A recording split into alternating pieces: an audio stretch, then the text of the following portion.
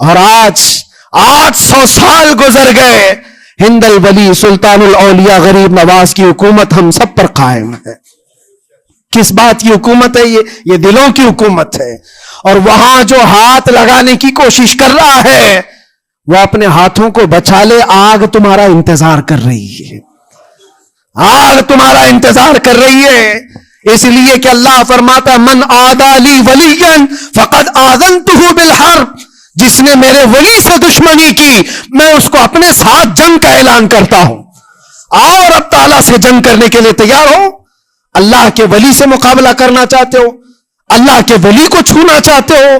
رب تعالیٰ فرماتا ہے جو اللہ کے ولی سے دشمنی کرتا ہے اسے میں اپنے ساتھ جنگ کا اعلان کرتا ہوں۔ ہے کسی کی ہمت و طاقت اللہ سے جنگ کرنے کی؟ تو جو یہ چاہتے ہیں کیڑے مکوڑوں کی موت مرو گے، اس سے بھی خطرناک ذلیل ہو کر مر جاؤ گے۔ اجمیر معلیٰ یہ صرف اور صرف ایک دھرتی کا نام نہیں ہے، اللہ کے ولی کی آباد کی ہوئی مقدس زمین ہے۔ اور ہم سنیوں کی آستھا ایسے ہے، امام اہل سنت فاضل بریلوی اعلیٰ حضرت فرماتے ہیں دنیا بھر میں جہاں دعائیں قبول ہوتی ہیں ان جگہوں میں سے ایک جگہ کا نام اجمیر معلیٰ ہے، جہاں اللہ تعالیٰ دعائیں قبول فرماتا ہے۔ ہم اپنی آستھا ہی نہیں رکھتے میرے عزیزو، اپنی جان بھی حاضر ہے غریب نواز کے قدموں کے لیے۔ اس لیے میں کہنا چاہتا ہوں سرکار غریب نواز رضی اللہ تعالیٰ عنہ کے رکشک، یہ لوگ اگر یہ سمجھتے ہیں کہ مسلمان بکھر گئے ہیں، ٹوٹے ہیں، بکھرے ہیں، ان کے پاس کوئی طاقت نہیں، کوئی سیاست نہیں، اور ہم جس کو چاہیں آکرمن کر کے ختم کر دیں، ہو سکتا ہے ہم سب کو مار ڈالو تمہاری طاقت کے ذریعے، لیکن وہ غریب نواز ہے۔ اپنے باپ داداؤں کی تاریخ یاد رکھنا، پوچھنا، جو غریب نواز کو اٹھانے کی کوشش کیا اٹھ گئے ہیں، اور وہ دھرتی پہ آج بھی آباد ہے۔ انشاءاللہ قیامت تک اجمیر معلیٰ چمکتا رہے گا۔ سرکار غریب نواز رضی اللہ تعالیٰ عنہ کے آستانے سے جو فیض بٹتا ہے اپنے اور غیر سب وہاں سے فائدہ اٹھاتے ہیں، سب لوگوں کو برابر فائدہ اٹھایا جاتا ہے۔ اسی لیے میرے عزیزو یہ آزمائشوں کے دور میں میری صرف ایک ہی گزارش ہے، اپنا ایمان مضبوط کرو۔ اسی لیے قرآن یہ بھی کہتا ہے کہ تمہیں کیسے کیسے آزمایا جائے گا، وَلَنَبْلُوَنَّكُمْ بِشَيْءٍ مِّنَ الْخَوْفِ وَالْجُوعِ وَنَقْصٍ مِّنَ الْأَمْوَالِ وَالْأَنفُسِ وَالثَّمَرَاتِ، ہم تمہیں آزمائیں گے کبھی بھوک سے، کھانے کی قلت سے، اور کبھی خوف سے، ڈر آئے گا تمہارے پاس، اور پھر اللہ تعالیٰ فرماتا ہے کبھی مال و دولت کی کمی سے، وَنَقْصٍ مِّنَ الْأَمْوَالِ وَالْأَنفُسِ، کبھی لوگوں کی جان چلی گئی ہو، کثرت سے تمہارے عزیز مر گئے، یہ بھی آزمائش ہے، اور پھلوں کی کمی۔ اللہ تعالیٰ فرماتے ہیں یہ 5 چیزیں ہیں جو تمہاری زندگی میں آئیں گی اور تمہیں آزمایا جائے گا، اور ان کمیوں کے وقت تمہارا ایمان دیکھا جائے گا تم کیا کہتے ہو۔ اور اللہ تعالیٰ فرماتا ہے جب کبھی تمہیں بھوک سے آزمایا جائے، خوف سے، ڈر سے آزمایا جائے، اور مال کی کمی سے آزمایا جائے، امتحان لیا جائے، تو اس وقت جو بندہ یہ کہتا ہے، اللہ فرماتا ہے انا للہ و انا الیہ راجعون، اللہ تعالیٰ فرماتا ہے ان لوگوں کو یہ بشارت ہے، ان صبر کرنے والوں کو یہ بشارت ہے کہ جب ان پر مصیبت آتی ہے تو یہ کہتے ہیں ہم اللہ ہی کے ہیں اور اللہ ہی کی طرف لوٹنے والے ہیں۔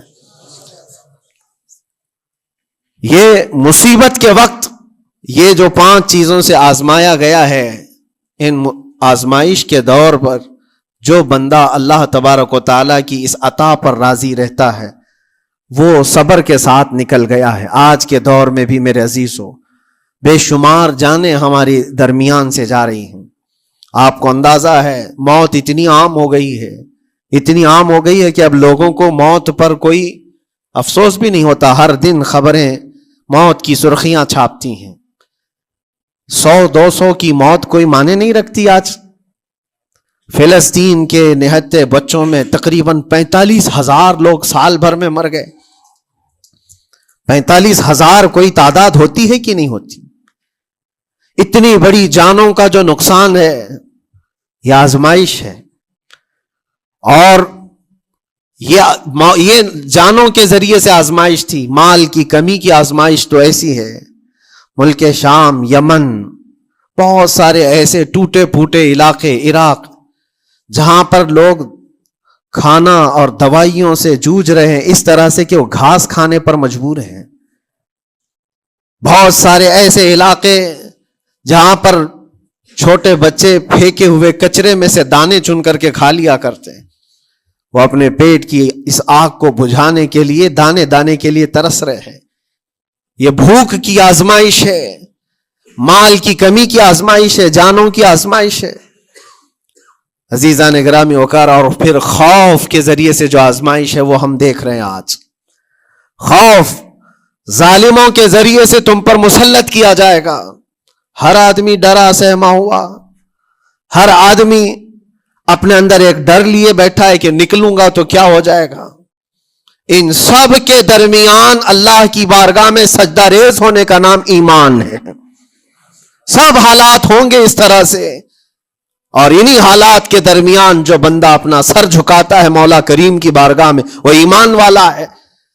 آؤ اگر ایمان کی کمال کی مثال دیکھنا ہے تو کربلا کے میدان میں کون کون سی آزمائشیں تھی. بھوک کی بھی آزمائش ہے، پیاس کی بھی آزمائش ہے، جان کی بھی آزمائش ہے، خوف کی بھی آزمائش ہے. سب چیزیں ایک ساتھ کربلا کے میدان میں آئی. رسول اللہ کے گھرانے پر، اہل بیت پر وہ کیسا عظیم امتحان تھا جب وہ 72 لوگوں کا 82 لوگوں کا قافلہ بھوک اور پیاس سے جوجھ رہا ہو، 3 دن سے ان کے اوپر کھانا اور پانی بند ہو، اور ان شہزادوں کے ایمان میں ذرا برابر بھی فرق نہیں آتا. نہ ان کے ایمان میں، نہ حوصلے میں، نہ ہمت میں فرق آتا ہے. 3 دن کے بھوکے اور پیاسے باطل سے نپٹنے کے لیے کس طرح سے کمر بستہ ہے. یہاں تک کہ بھوک کی شدت ایسی تھی کلیجہ منہ کو آئے. 6 ماہ کا بچہ بھی روتے روتے زبان جس کی سوکھ گئی ہو، وہ ماں جو بچے کو دودھ پلاتی ہے اس کے سینے سوکھ چکے ہوں، دودھ ختم ہو چکا ہو ماں کے پستانوں میں، کیسی قلت ہوگی. پانی کا ایک قطرہ ان کے گھر تک نہیں پہنچ پاتا. ماں اپنے بچے کو دودھ نہیں پلا سکتی تھی. اس سے زیادہ کیا آزمائش تھی یہ بھوک اور پیاس، یہ آزمائش. پھر جانوں کی آزمائش تو ایسی، اللہ اکبر. 56 سال کی عمر کا وہ شہزادہ عالی وقار، سیدہ کائنات فاطمۃ الزہرا کا نور نظر، امام عالی مقام سید الشہداء امام حسین رضی اللہ تعالیٰ عنہ، جب میدان کربلا میں لاشوں کو اٹھاتے تھے، کتنی لاشیں اٹھائی، کبھی بیٹے کی، کبھی بھتیجے کی، کبھی بھانجے کی، کبھی بھائیوں کی، کبھی عزیزوں کی. میاں ہم اپنے گھر سے نکلنے والے ایک جنازے کو اٹھاتے ہیں تو 8 دن تک ہمارے اندر سے ہوش نکل جائے. کوئی اپنے بچے کو اپنے ہاتھوں سے دفن کر کے دیکھے پھر کیفیت پتہ چلتی ہے. امام حسین نے ایک نہیں اپنے لاڈلوں کی لاشیں اس طرح سمیٹی ہیں. ان کے جوان بیٹے علی اکبر کو جب شہید کر کے گھوڑے دوڑائے گئے تھے جسم کے اوپر سے، ٹکڑے الگ ہو چکے تھے، اس کو سمیٹتے ہوئے کون بیٹھا ہے؟ رسول اللہ کا نواسا. اور 6 ماہ کے بچے کو ہاتھ کے اندر ظالموں نے تیر سے ایسا مارا تھا کہ حلقوم پہ چلا گیا ہو. اور 6 ماہ کے علی اصغر کا خون جب امام حسین کے چہرے پر اچھل جاتا ہو، کسی باپ کے ہاتھ میں بیٹا وفات کر جائے اور پھر وہ لے کر کے خیمے میں آئے اور ادھر سے بلکتی ہوئی ماؤں کو اور بہنوں کو بھی دیکھے، ان میں بھی صبر کی تلقین دے. کبھی کبھار میں سوچتا ہوں اللہ یہ کیسے امتحانات سے گزرا تھا فاطمہ کا لال، کیسے امتحانات سے. بھوک اور پیاس کی شدت الگ، یہ جانوں کی شدت، جانوں کے جانے کا غم الگ، عزیزوں کی لاشوں کو اٹھانے کا بوجھ الگ.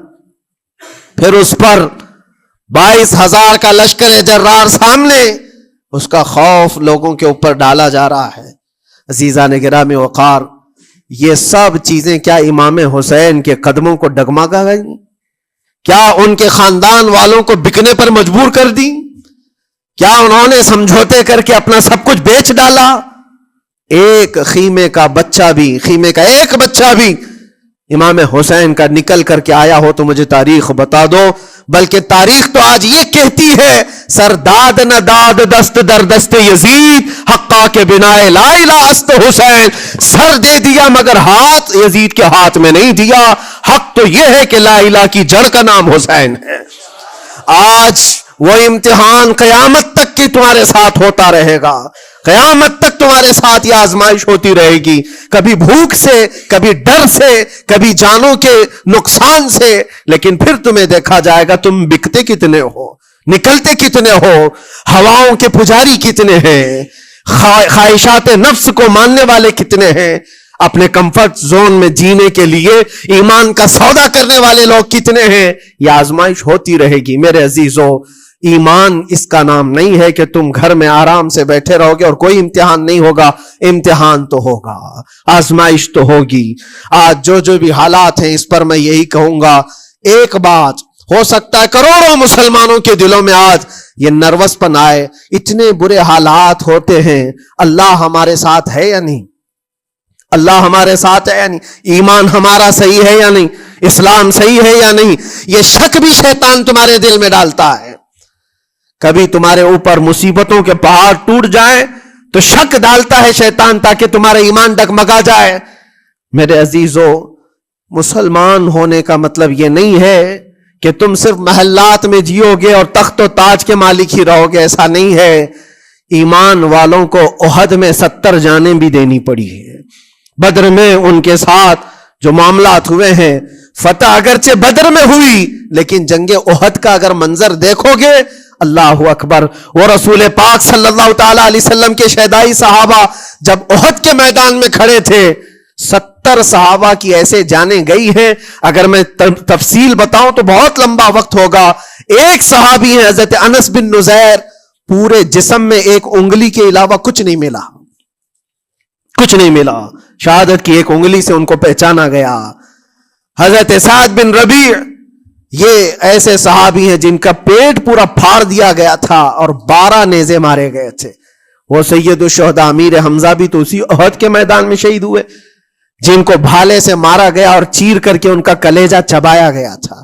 عبداللہ بن جہش اسی میدان میں انتقال کیے ہیں, جن کے جسم کے 80 ٹکڑے کر دیے گئے تھے اور ہر ٹکڑے کا ہار بنا کر ظالموں نے پہنا تھا, ہار بنا لیا تھا جسموں کے. یہ سارے منظر احد کے میدان میں ہوئے. اور کون سے ایمان والے؟